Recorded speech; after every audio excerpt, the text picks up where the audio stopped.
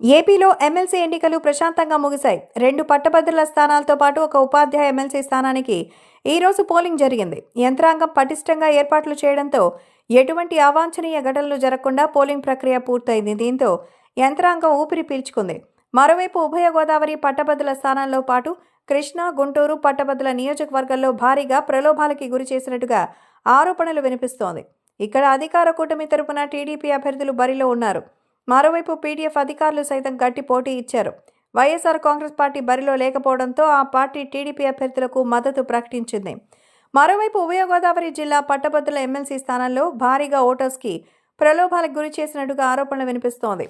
ముఖ్యంగా పిఠాపురం నియోజకవర్గంలో పట్టభద్రుల ఓట్లు కొనుగోలు చేసినట్టుగా ప్రచారం జరుగుతోంది. ప్రధానంగా టీడీపీ కూటమి అభ్యర్థి అనుచరులపైనే ఆరోపణలు వచ్చాయి. పిఠాపురంలో కళ్యాణ మండపంలో పట్టభద్రులకు స్లిప్పులు పంచుతూ 3,000 రూపాయల చొప్పున నగదు పంచారన్న వీడియో సోషల్ మీడియాలో విపరీతంగా వైరల్ అవుతోంది. ప్రధానంగా YSR Congress party social media troll చేస్తోంది. గుంటూరు కృష్ణా పట్టభద్రుల నియోజకవర్గానికి సంబంధించి టీడీపీ అభ్యర్థి ఆలపాటి రాజేంద్ర ప్రసాద్ బరిలో ఉన్నారు. ఇక్కడ సైతం ప్రలోభాలకు తెరతీసినట్టుగా ఆరోపణలు వినిపిస్తోంది.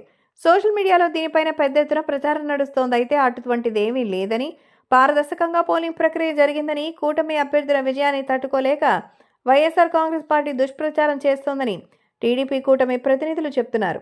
ఈ 2 పట్టభద్రుల ఎమ్మెల్సీ స్థానాలతో పాటు ఉత్తరాంధ్ర ఉపాధ్యాయ ఎమ్మెల్సీ స్థానాన్ని ఏపీటీఎఫ్ తరపున పాకలపాటి రఘువర్మ తప్పకుండా గెలుస్తానని ఆత్మవిశ్వాసం వ్యక్తం చేస్తున్నారు టీడీపీ నేతలు.